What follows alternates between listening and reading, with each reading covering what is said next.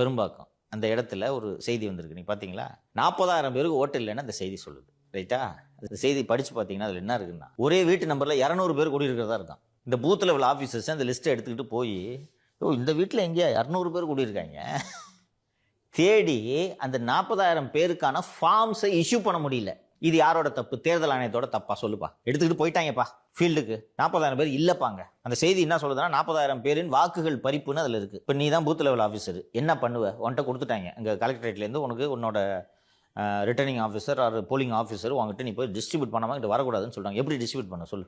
நம்ம இருக்க ஆள்கிட்ட கொடுத்துட்டு இல்லாத ஆள்கிட்ட என்ன சார் பண்ணுறது? என்ன தான் பண்ண முடியும்? அப்போ இவங்க இல்லைன்ட்டு நீ போய் ரிட்டர்ன் பண்ணுவேன். இப்போ 40,000 ஓட்டு கழிஞ்சிருவாங்க. இதில் என்ன தப்பு இருக்குது சொல்லு?